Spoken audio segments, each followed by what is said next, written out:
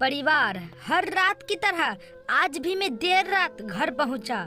हमेशा से कोई भी गलत आदत न होने के कारण कॉलोनी में कोई भी मुझे देर रात आने पर गलत नजरों से नहीं देखता था। मैं हमेशा इस बात को लेकर गर्व करता था कि लोग अपने बच्चों को मेरी उपलब्धियों का उदाहरण देकर अच्छा पढ़ने लिखने की सलाह देते हैं। खैर, यही सब सोचते हुए मैंने अपनी चाबी से घर का दरवाजा खोला। हालांकि मुझे पता था कि जब तक मैं घर न पहुंचता तब तक प्रिया को नींद नहीं आती थी, पर मैं अपने 5 साल के बेटे पिंटू को नींद से नहीं जगाना चाहता था। दरवाजे की हल्की सी आहट पाकर प्रिया हमेशा की तरह कमरे से बाहर आई। तब तक मैं मुंह हाथ धोने बाथरूम की तरह जा चुका था और हमेशा की तरह प्रिया खाना गरम करने किचन में चली गई। हर रोज ऐसा ही होता था। सुबह घर से निकलने के बाद हमारी मुलाकात रात को खाने पर ही होती थी। प्रिया को इस तरह के जीवन शैली से कोई प्रॉब्लम नहीं थी। एक हाई क्लास सोसाइटी में अपनी साख बनाने के लिए हर किसी को इस हद तक की मेहनत करना ही पड़ती थी। खाना खाते हुए मैंने प्रिया से पूछा, पिंटू सो गया?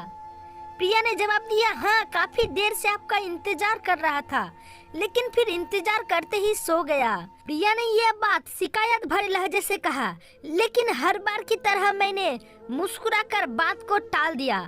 अगली सुबह रात को देर से सोने के कारण हर रोज मैं सुबह देर से ही उठता था, लेकिन जब तक मैं उठता तब तक पिंटू स्कूल चला जाता था।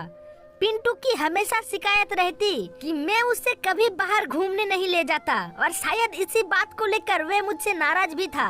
हमेशा की तरह मैंने उठकर प्रिया को आवाज लगाई और बाथरूम में घुस गया। थोड़ी देर में ही प्रिया नहाने के लिए गर्म पानी ले आई। तुम नहीं होती तो मेरा क्या होता? हमेशा की तरह मैंने पानी की बाल्टी लेते हुए अपना घिसा पीटा डायलॉग मारा और हमेशा की तरह ही प्रिया मुस्कुराते हुए खाने की तैयारी करने किचन में चली गई।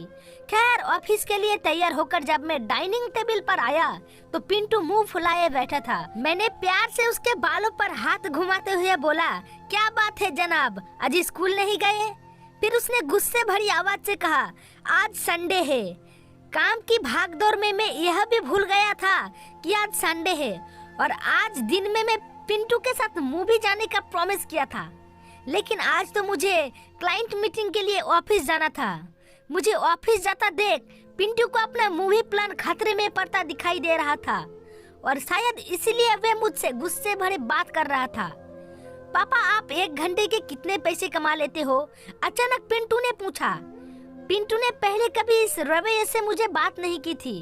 शायद गुस्से में उसने ऐसा कह दिया था। लगभग 1000 रुपया, मैंने कहा। पिंटू ने कहा, क्या आप मुझे 500 रुपये उधार दे सकते हो? मैंने थोड़ा गंभीर होते हुए पूछा, लेकिन तुम्हें पैसा क्यों चाहिए? पिंटू ने बनावटी मुंह बनाते हुए कहा, मुझे चाहिए। खैर, मैंने पिंटू को 500 रुपये दे दिए। पिंटू उठा और अंदर से अपनी गुल्लक ले आया। पिंटू ने अपनी गुल्लक से 500 रुपया निकलकर 1000 रुपया मेरे हाथ में रखते हुए कहा, क्या आप कल मुझे आपका 1 घंटा दे सकते हैं? मुझे आपके साथ बैठकर खाना खाना है।